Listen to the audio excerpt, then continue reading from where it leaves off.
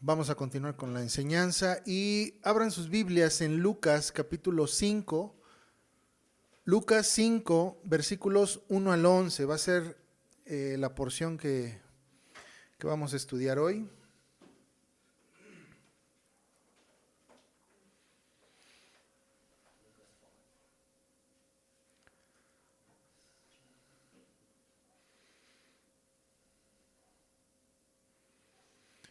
Lucas 5, versículos 1 al 11.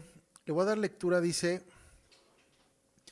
Aconteció que estando Jesús junto al lago de Genezaret, el gentío se agolpaba sobre él para oír la palabra de Dios. Y vio dos barcas que estaban cerca de la orilla del lago, y los pescadores, habiendo descendido de ellas, lavaban sus redes. Y entrando en una de aquellas barcas, la cual era de Simón, le rogó que la apartase de tierra un poco, y sentándose, enseñaba desde la barca a la multitud. Cuando terminó de hablar, dijo a Simón: boga mar adentro, y echad vuestras redes para pescar. Respondiendo Simón le dijo: Maestro, toda la noche hemos estado trabajando, y nada hemos pescado, mas en tu palabra echaré la red. Y habiéndolo hecho, encerraron gran cantidad de peces, y su red se rompía. Entonces hicieron señas a los compañeros que estaban en la otra barca para que viniesen a ayudarles, y vinieron y llenaron ambas barcas, de tal manera que se hundían. Viendo esto, Simón Pedro cayó de rodillas ante Jesús, diciendo: Apártate de mí, Señor, porque soy hombre pecador. Porque por la pesca que habían hecho, el temor se había apoderado de él y de todos los que estaban con él. Y asimismo de Jacobo y Juan, hijos de Zebedeo, que eran compañeros de Simón. Pero Jesús dijo a Simón: No temas, desde ahora serás pescador de hombres. Y cuando trajeron a tierra las barcas, dejándolo todo, le siguieron. Bien, vamos a orar. Bendito Padre, te damos gracias por tu palabra y, Señor, porque podemos descansar en el hecho de que tu palabra es verdadera, que es viva, que es eficaz, que es más cortante que espada de dos filos. Y que, Señor, a través de la meditación en ella podemos encontrar aplicaciones a nuestra vida, Señor, y podemos vivir en conformidad a lo que tú demandas de nosotros. Ayúdanos, Señor, a poder tener corazones dispuestos a escuchar, a aprender, a encontrar una aplicación y ponerla por obra, Señor, para que tú seas glorificado delante de los hombres, Señor. Gracias, Padre, por el tiempo aquí. Bendícenos, en el nombre de Jesús, oramos, amén. Pues bueno, para este momento, según lo que hemos estado leyendo, Jesús ya había comenzado su ministerio, ¿recuerdas? Él ya estaba enseñando en las sinagogas, él ya había hecho algunos milagros, ¿sí? Entonces la gente le seguía, la gente le escuchaba, y de hecho leemos aquí en el primer versículo que llegó a tal grado la fama y el deseo de la gente de escuchar de Jesús, que menciona Lucas que la gente se agolpaba, ¿sí? La gente se agolpaba para oír la palabra de Dios. Y recuerda que Jesús predicaba de tal manera que ellos decían que él enseñaba como quien tiene autoridad, ¿sí? Su enseñanza no era una enseñanza como la de los fariseos, no era una enseñanza como la de los rabinos, o sea, no era un mensaje meramente intelectual, no solamente era una doctrina más la que él enseñaba, sino que su doctrina tenía peso en la realidad. Sus milagros, por ejemplo, apuntaban a que el mensaje era genuino y que sobre todo este mensajero venía de parte de Dios. Entonces el mensaje de Jesús no era cualquier doctrina que era enseñada, sino tenía un peso en la realidad. Creo que eso es lo que hace que una doctrina sea abrazable, ¿verdad? Para nosotros, que tenga una aplicación. Si simplemente estás aprendiendo términos y conceptos que nunca aterrizan a la realidad, pero sobre todo que nunca aterrizan a cada área de la vida, pues realmente pues estás aprendiendo una doctrina más. Pero Jesús dice enseñaba como quien tiene autoridad. Entonces todo lo que él enseñaba tenía una aplicación viva, ¿sí? Ahora, todo lo que habían profetizado los profetas del Antiguo Testamento estaba viendo su cumplimiento en Jesús mismo. Recuerda las mismas palabras de Jesús al leer esta profecía de Isaías en la sinagoga, diciéndole a todos los que oían: el día de hoy se está cumpliendo esta palabra delante de sus ojos. Eso es lo que estaba sucediendo en este tiempo. Ahora nos dice Lucas que estando Jesús junto al lago de Genezaret, ¿sí? Este lago se le conoce también como el Mar de Galilea. Si tú vas y lees los evangelios Mateo, Marcos, referentes a este mismo pasaje, en Mateo 4, Marcos 1, ellos mencionan el Mar de Galilea, ¿sí? Pero es este mismo lugar donde nos está narrando Lucas que ocurrieron estos hechos.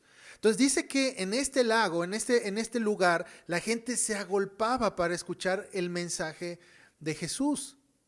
La gente se juntaba y venía a escuchar, porque no solamente él predicaba, sino también sanaba, también hacía milagros. Entonces, imagínate el poder de convocatoria que tenía Jesús, ¿sí? Porque sus palabras tenían autoridad.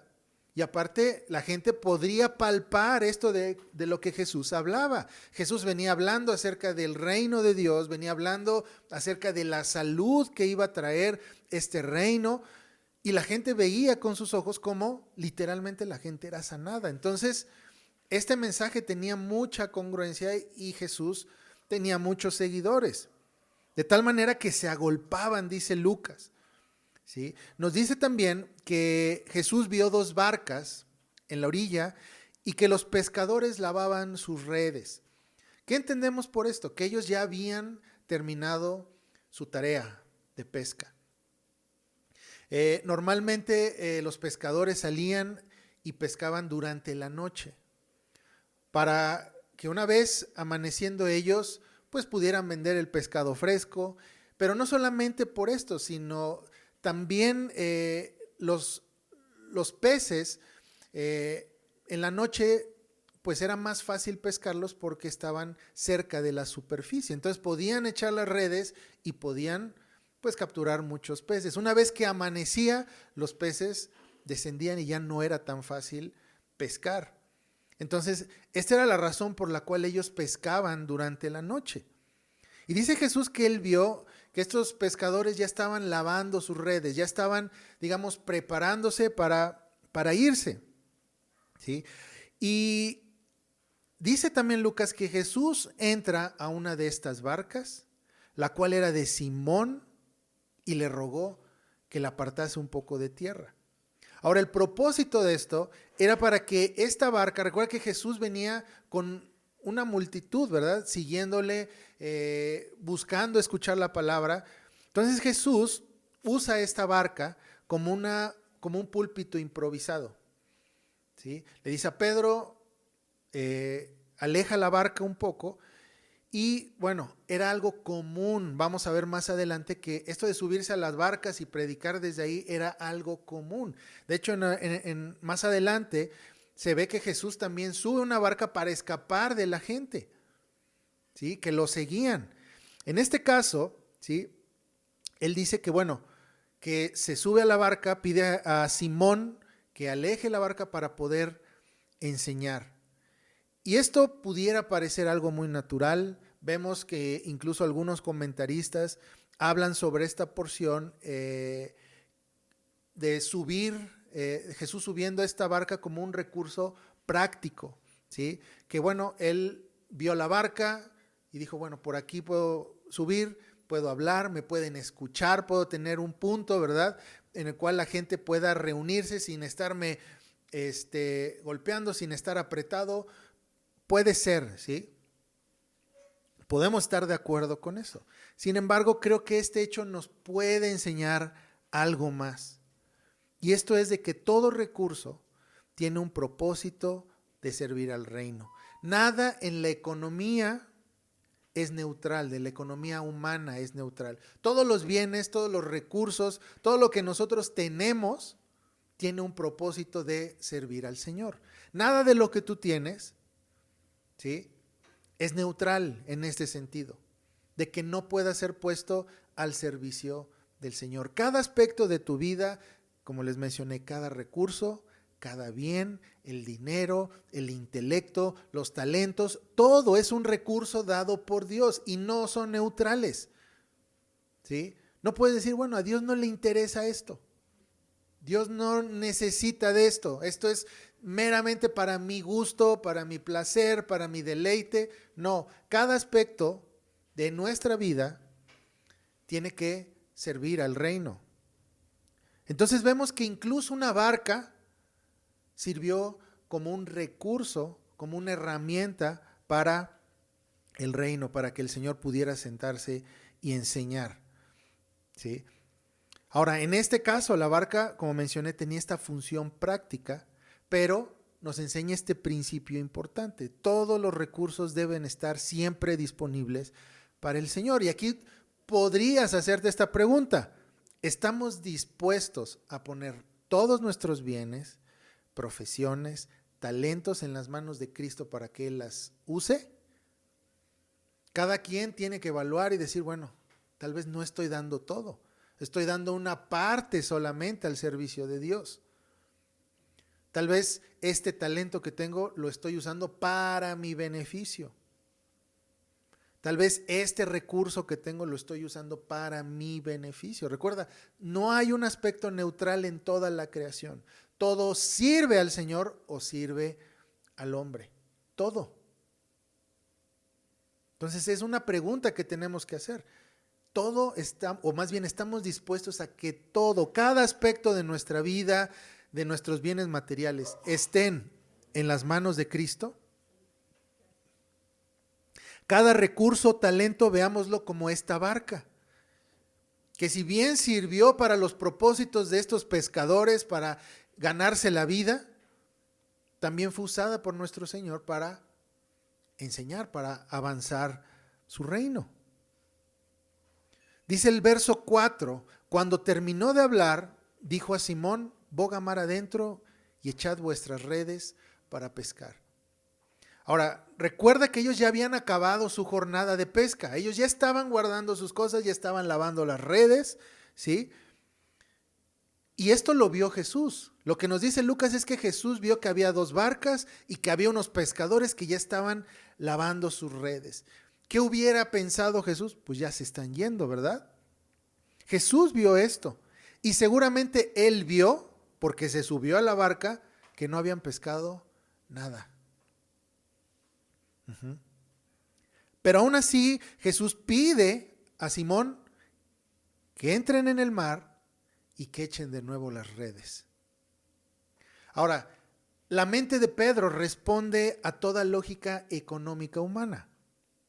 Fíjate, él dice, ya he trabajado, he hecho lo que mis fuerzas, he hecho lo que mi conocimiento y recursos me han permitido. ¿Sí?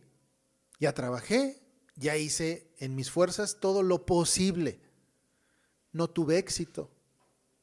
¿Qué hago? Pues me retiro, ya hice todo lo humanamente posible.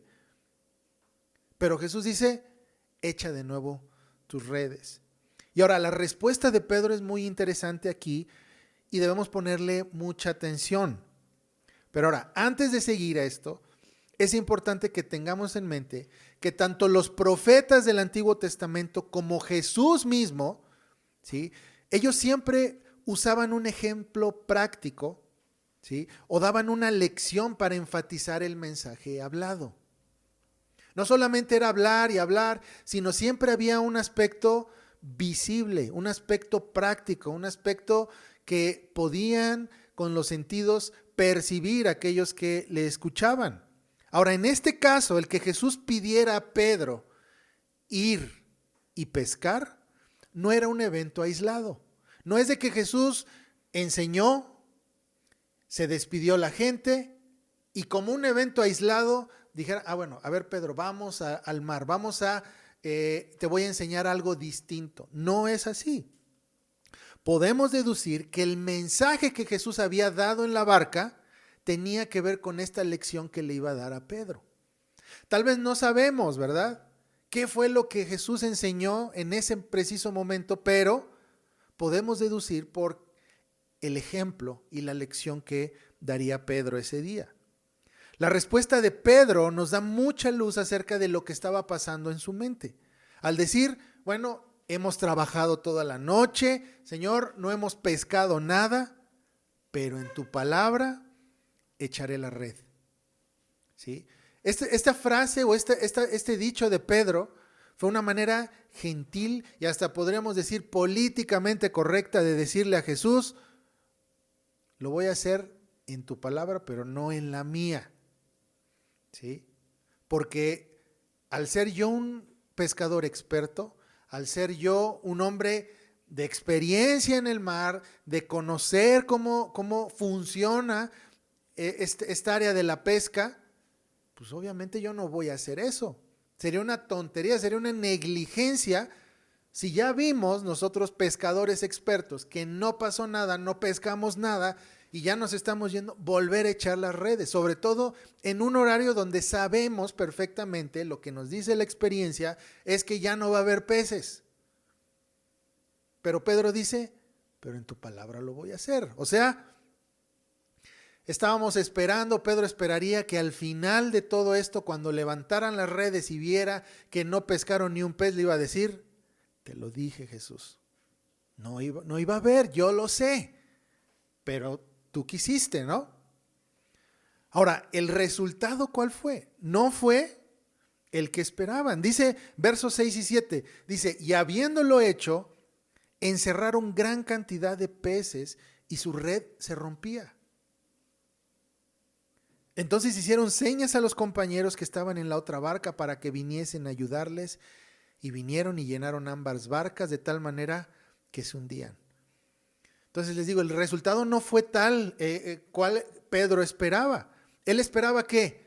Pues sacar las redes vacías, ¿sí? Pero el resultado fue lo opuesto. Y no solamente lo opuesto, sino fue mucho más. La lección que Jesús dio a Pedro tenía que ver con su llamado. No fue un espectáculo, sino fue una lección para prepararlo para su tarea.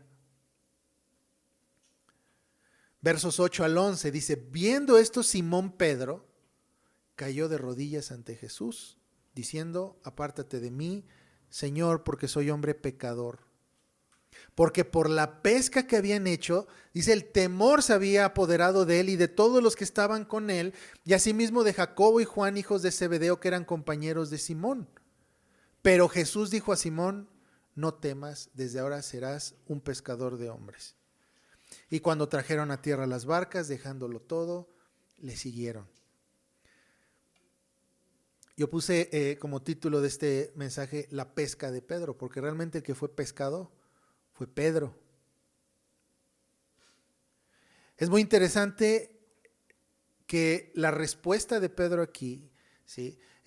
Mencioné hace un momento que la lógica económica humana de Pedro le indicó que no habría pesca ese día. Él había hecho lo humanamente posible para pescar y no pescó nada. Y creo que en algún momento hemos estado en ese lugar, que hemos necesitado y has hecho todo según el manual, has invertido, has hecho tal cual las cosas, ¿verdad? Y no se ha dado. Dices, ¿por qué? Y hay cierta frustración, dice, pero ya cumplí esto, ya hice el otro, ya me dijeron que tenía que hacer esto, que seguir este método, bla, bla, bla. Y no pasa nada. ¿Por qué? Porque las limitaciones como criaturas siguen ahí. Simplemente no hay manera de ir más allá cuando los recursos, las fuerzas, el tiempo ya dieron de sí. Ya no hay más. A veces dices, bueno, pues es que ya no hay más horas en el día para poder generar más. Ya no hay más. Hay limitaciones. Somos criaturas y estamos limitados a las fuerzas, al tiempo, al espacio, a lo económico. Y ya no hay más que hacer. Eso nos debe poner en un lugar de criaturas. ¿Sí? Sin embargo, Jesús, como el Señor y autor de la vida, viene y rompe con esa estructura lógica humana. Ahora, el milagro que hace Jesús no es un milagro arbitrario, simplemente de, bueno, vamos a mandar peces, ¿verdad? Sino es una señal judicial de pacto. ¿Qué quiere decir? Que la obediencia a la palabra es la que trae bendición. No es tanto el que si cumplo esto, si cumplo aquello, si hice las cosas tal cual el método, ¿sí? Sino lo que realmente trae bendición es la obediencia. Dices, bueno, pero yo he visto mucha gente que es inconversa, he visto gente que pues no ama al Señor, que le va bien y tiene abundancia, pero tal vez no te has puesto a ver que posiblemente hay áreas de su vida en las que sean, sin saberlo, fieles a la ley de Dios. Y muchas veces los cristianos lo que hacen es pues hacer una religión mística y de oración y solamente cuestiones así espirituales, pero no cumplen con el aspecto práctico de la ley de Dios. ¿Sí? Entonces, no hay bendición. No solamente porque es, bueno, yo voy a la iglesia y me digo cristiano, es señal de que automáticamente vas a recibir bendiciones.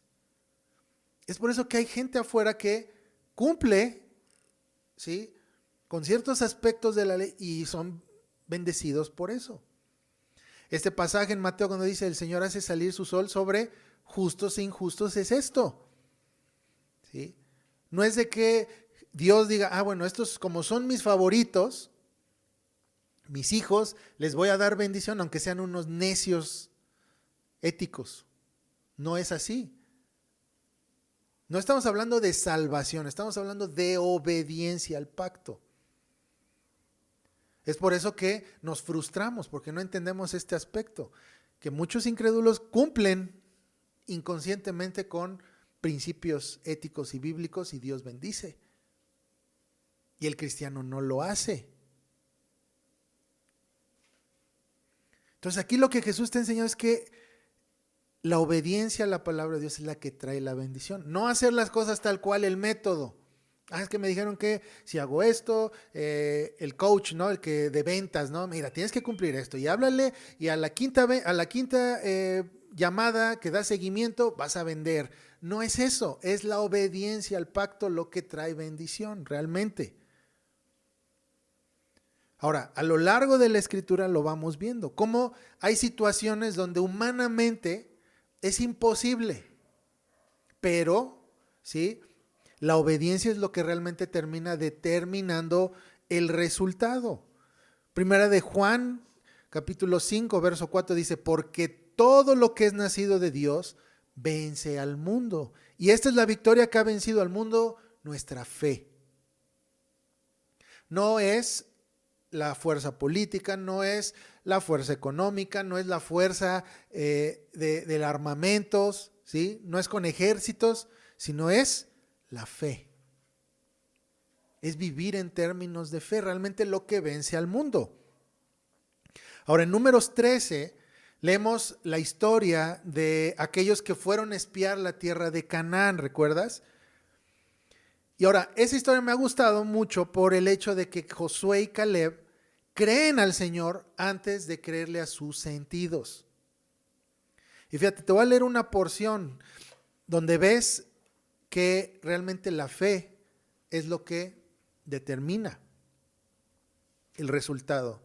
Dice que ellos subieron, reconocieron la tierra desde el desierto de Sin hasta Rehob, entrando en Amat. Y subieron al Negev y vinieron hasta Hebrón, y allí estaban Aimán, Sesai, Talmai y los hijos de Anac. ¿Sí? Dice que más adelante, dice que volvieron de reconocer la tierra al fin de 40 días, vienen a dar su reporte, anduvieron y vinieron a Moisés y Aarón y a toda la congregación de los hijos de Israel en el desierto de Parán. ¿Sí? Y les contaron diciendo, nosotros llegamos a la tierra a la cual nos enviaste, la que ciertamente fluye leche y miel, y este es el fruto de ella. O sea, traen evidencia de que sí, existe esta tierra, hay frutos, ¿sí?, abundantes, hay miel, leche, ¿sí? Dice, mas el pueblo que habita en ella es tierra, de aquella tierra es fuerte, y las ciudades muy grandes y fortificadas. Y también vimos allí a los hijos de Anac. Los hijos de Anac eran los gigantes. Amalec habita en Negev, y el Eteo, el Jebuseo, el Amorreo habitan en el monte, y el Cananeo habita junto al mar y a la ribera del Jordán. ¿Había gigantes? Sí. ¿Había ciudades fortificadas? Sí. ¿Había gente mala? Sí. Dice, entonces Caleb hizo callar al pueblo delante de Moisés y dijo, subamos luego y tomemos posesión de ella, porque más podremos nosotros que ellos. Mas los varones que subieron con él dijeron, no podremos subir contra aquel pueblo porque es más fuerte que nosotros. ¿Eran más fuertes? Sí. Y hablaron mal entre los hijos de Israel de la tierra que habían reconocido, diciendo, es tierra que traga a sus moradores. Y el pueblo que vimos en medio de ella son hombres de grande estatura.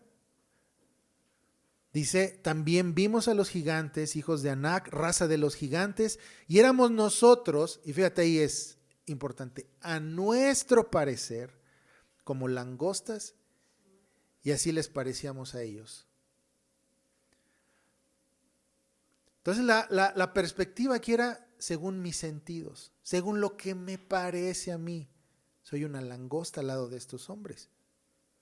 Entonces dice que el pueblo lloró, se quejó y dice, vamos a conseguirnos un general y que nos lleve de regreso a Egipto. ¿Sí? Y fíjate, y Josué, hijo de Nun, y Caleb, hijo de Jefoné, que eran de los que habían recorrido la tierra, reconocido la tierra, dice, rompieron sus vestidos y hablaron a toda la congregación de los hijos de Israel, diciendo, la tierra por donde pasamos para reconocerla es tierra en gran manera buena. Si Jehová se agradare de nosotros, Él nos llevará a esta tierra y nos la entregará, tierra que fluye leche y miel. Por tanto, no seáis rebeldes contra Jehová, ni temáis al pueblo de esta tierra. Y fíjate, dice, porque nosotros los comeremos como pan. Su amparo se ha apartado de ellos y con nosotros está Jehová. Entonces, no estamos hablando de que mintieran en cuanto a los hechos. Era una tierra fértil, una tierra buena, fluía leche y miel, había gigantes, eran ciudades fortificadas, había peligro natural, sí. Pero Josué y Caleb dijeron, nos vamos a comer como pan. Su amparo se ha apartado de ellos y Jehová está con nosotros. Entonces ves una situación en la que humanamente ante los ojos dices, no es posible. Israel en este momento era un pueblo que era inexperto en la guerra. No tenían experiencia, no tenían armas, y estamos hablando de pueblos que tenían ya experiencia en guerra. Entonces, ¿cómo vamos a tomar una tierra que está llena de militares? Pero dice Caleb, los vamos a comer como pan. Y es lo mismo que pasa aquí, ¿sí? Pedro al decir, Señor, no hay peces, pero lo voy a hacer porque tú lo dices. O sea, para que cuando veas la realidad, ¿sí? Que no hay peces, yo te lo dije, tú fuiste el que quisiste. Entonces la lección que Jesús está enseñando es que la incredulidad, así como lo menciona aquí Josué y Caleb, es rebelión, es pecado. La obediencia trae bendición y que el hombre está necesitado de redención. Porque la condición humana del hombre, la condición natural más bien del hombre, es la de ser un incrédulo. ¿Sí? Y en base a esa incredulidad es que rige su vida. Y esto lo vamos a ver, por ejemplo, ahorita en el principio básico.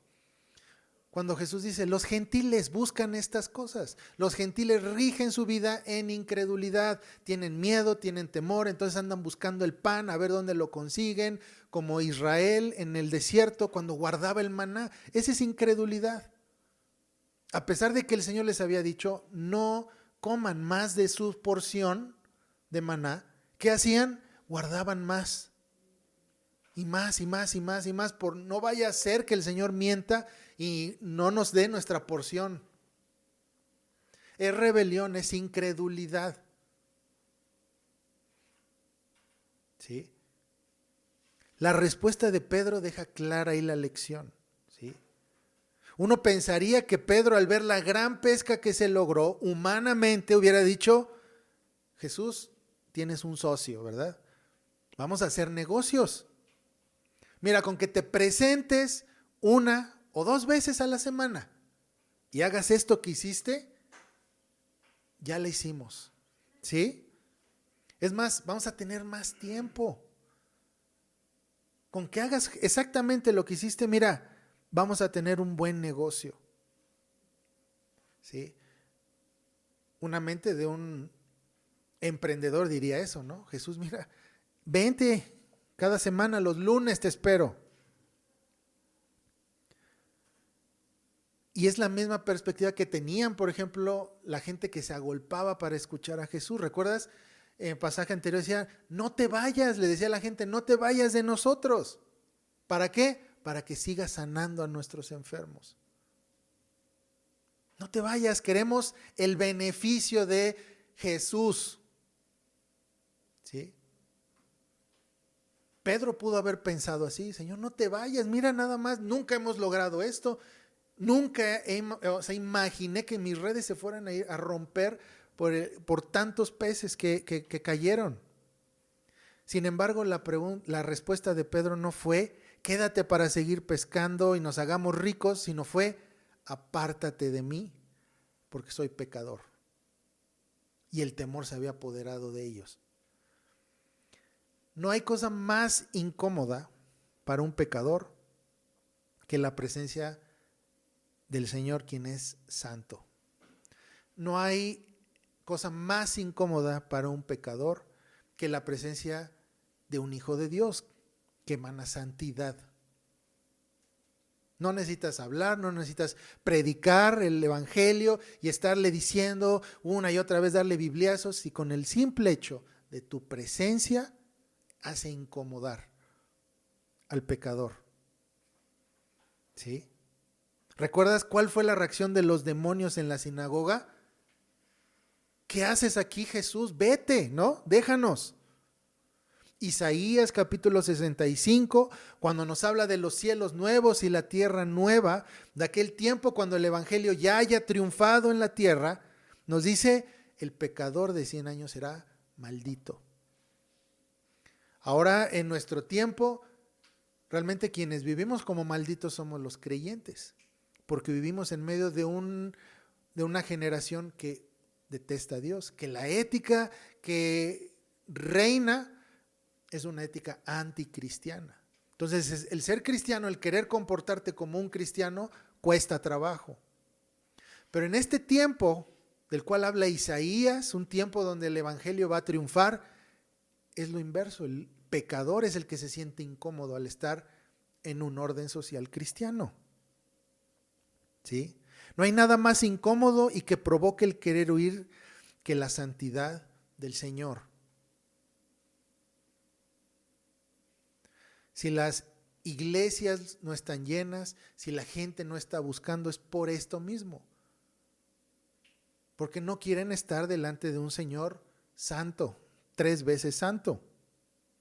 Ahora, en este momento, las enseñanzas del Señor, todo lo que Pedro escuchó, todo lo que Pedro ya había guardado en su cabeza, ya habían descendido al corazón.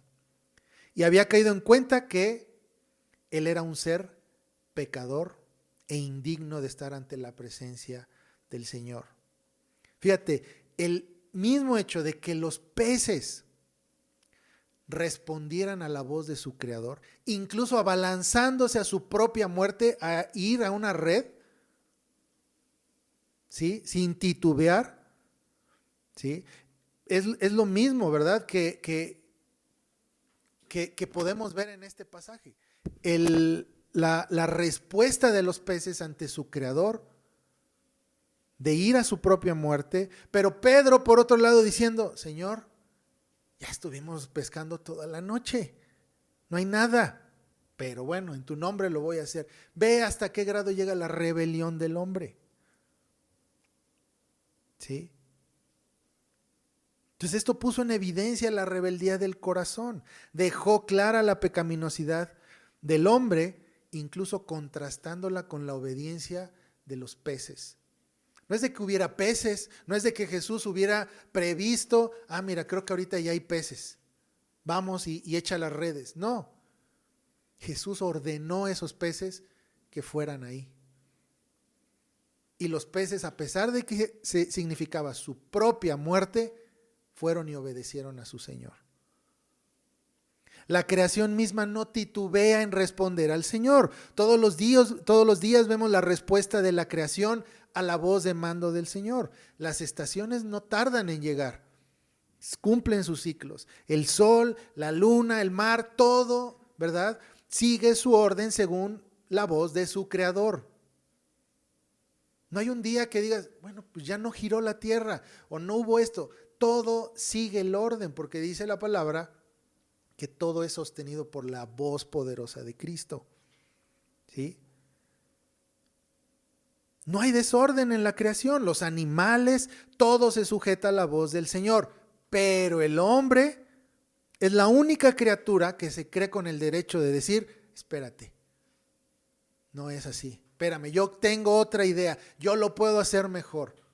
Ok, si eres Señor, pero no. En esta área no, en esta área yo gobierno. O sea, una criatura hecha del polvo cree que en su locura que puede dar un consejo a Dios, que puede hacer mejor las cosas que su Creador, y eso es locura.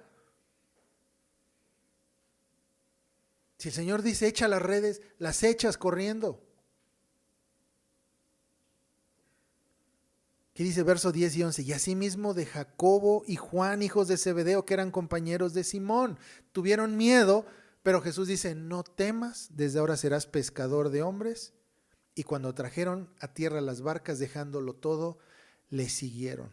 Entonces lo que vimos aquí es una verdadera conversión.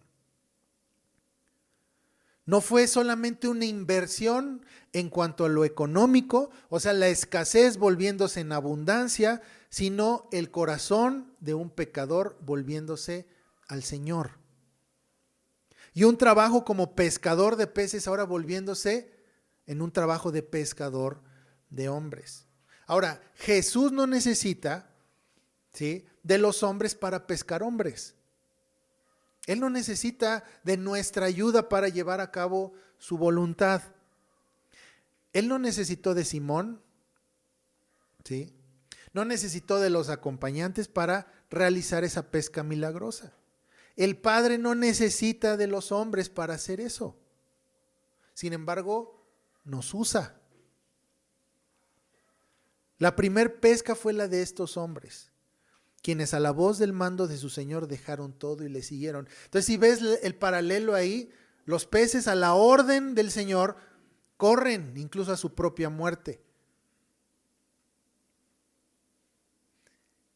Y más adelante Jesús dice que le sigan. ¿Y qué hacen estos hombres? Dice, dejan todo y le siguieron. Fíjate, Mateo 13, en la parábola de la perla de gran precio, dice, también el reino de los cielos es semejante a un mercader que busca buenas perlas, que habiendo hallado una perla preciosa, fue y vendió todo lo que tenía y la compró. Fue justamente lo que hicieron estos pescadores. Encontraron esa perla preciosa y dejaron todo, vendieron todo, ¿sí?, y compraron esa perla. Ahora, el mensaje que es, no es dejar el trabajo, no es voy a abandonar esta vida, ¿verdad?, y me voy a meter de lleno al trabajo de la iglesia. Normalmente así se asocia esto. Deja tu trabajo, que estás como abogado, que estás como maestro, como sea, déjalo y vete de lleno al trabajo en la iglesia. ¿Sí? No es así. El punto aquí es entender que nuestros recursos están al servicio del reino y que el vivir en términos de la ética del pacto o la aplicación de la ley de Dios en nuestros trabajos nos va a volver instrumentos al servicio del reino. Cualquier trabajo que tengamos, ya sea que sea vendiendo, que sea trabajando en alguna oficina, lo que sea, vivir en términos del reino, vivir bajo la ética del reino va a hacer que nuestro trabajo, que nuestro lugar donde estemos va a ser un instrumento para pescar hombres. O sea, nuestro trabajo es donde Dios nos ha llamado a servirle. Cual sea el trabajo. Y debemos de llevar este trabajo en los términos de la ley del Señor. Debemos entender que nuestro llamado debe dejar, ¿sí?, de enfocarse, ahora usando la analogía de la pesca, en pescar peces y empezar a pensar en la pesca de los hombres. ¿Sí? A esto les he mencionado, es la visión del reino, la perspectiva del reino, que todo lo que tú haces, cualquier cosa que sea, tiene una perspectiva del reino. ¿Sí? Por ejemplo, esto se da mucho en la mentalidad, por ejemplo, de los vendedores. ¿Sí? Cuando tú conoces un buen vendedor, sabes que cualquier cosa que está haciendo, la está haciendo con un propósito de vender. Tal vez no en el momento, pero por lo menos ya te dejó un señuelo, que más tarde te va a llevar a otro y que más tarde te va a llevar a otro, pero en el momento él va a decir, aquí está, te pesqué. ¿Sí? No hay eventos neutrales en este aspecto. Cada situación, ¿sí?, tiene que ver con esto. Cada situación tiene que ver con el avance del reino de Dios. ¿Sí? Que si vamos a hacer el súper, ¿cómo pudieras ver esta actividad, digamos, tan trivial y tan repetitiva como una herramienta, como un recurso para alcanzar hombres? Pues puede ser, ¿sí? Primeramente porque vas a cuidar tu cuerpo con lo que vas a comprar. Y esto te va a dar fuerzas, te va a dar vida, ánimo, ¿verdad?, para poder seguir trabajando. En tu trabajo, ¿qué aspectos de tu trabajo tú puedes ocupar como recursos, ¿verdad? Recuerda, cada aspecto, cada palabra que sale de tu debe de ser algo enfocado para llegar a avanzar el reino de Dios. ¿Sí? Entonces tenemos que cambiar esa mentalidad de pescar peces, o sea, de buscar mi beneficio, cómo yo puedo pues generar para mí, para mi familia solamente, y cómo puedo ocupar esos mismos talentos, recursos para la pesca de hombres, para avanzar el reino del Señor. Ahora, el dejar todo como lo hicieron los discípulos no significa deja tu vida, ya abandona, pues no funcionó, lo que sea, y vámonos, ¿no? Para adelante, ahora sí me voy a dedicar a la vida, ¿no?, del reino. No es así, sino significa que dejes de vivir en tus propios términos, para tus propios propósitos, y que vivas para el Señor, que tu trabajo, tu misión en la vida sea el avance del reino. Ese es el llamado que tenemos. Cada área de nuestra vida, cada centímetro de nuestra vida tiene que estar enfocado al reino del Señor. ¿Sí? De paso, nosotros disfrutamos y gozamos, ¿verdad?, del trabajo, gozamos del fruto del trabajo, gozamos del descanso, sí, pero todo el resto del tiempo es trabajar para el Señor, trabajar para el Señor. ¿Cómo puedo yo sumar a su reino? Ese es el principio. Entonces, vemos cómo Jesús en esta pesca, si te fijas, Él no solamente enseñó, Él tenía esta visión, ¿verdad? Tiene esta visión de, veo 2 barcas y ya sé qué voy a lograr con esto. Estas barcas me van a servir aparentemente como un púlpito, ¿verdad? Pero tengo un propósito más grande, que es ganar a estos hombres para que trabajen para mí. Entonces vemos cómo empieza esta porción con qué, con una situación muy regular, ¿verdad? Muy cotidiana, de bueno, la gente va siguiendo a alguien, pero termina en qué, en una conversión, termina en hombres sirviendo al Señor. Entonces, ¿Qué podemos aprender? Nuestros recursos están o deben estar a los pies del Señor para que Él los utilice todo. Y segundo, debemos tener una perspectiva también de reino, de pescadores de hombres. Vamos a orar. Padre, te damos gracias por tu palabra, Señor, y porque pues te conocemos más. Podemos saber, Señor, que tú demandas de nosotros que pongamos nuestros recursos a tus pies, que reconozcamos nuestras limitaciones como criaturas, que en nuestras fuerzas no podemos y que tú eres el proveedor, tú eres el que nos da la fuerza, tú eres el que, Señor, nos sostiene. No permita, Señor, que nos envanezcamos y que pensemos que nosotros, Señor, podemos tener una mejor opción, una mejor idea que lo que tú nos mandas a hacer, Padre. Líbranos, Señor, de este gran pecado de rebelión, de pues ignorar que somos criaturas y que estamos bajo tu gobierno, Señor. Ayúdanos, pon en nosotros corazones mansos y obedientes, Señor, para obedecerte, para cumplir, Señor, el llamado que tú tienes para cada uno de nosotros. Y utilízanos, Señor, eso es lo que anhelamos, que nos utilices para traer gloria a ti. En el nombre de Jesús, amén.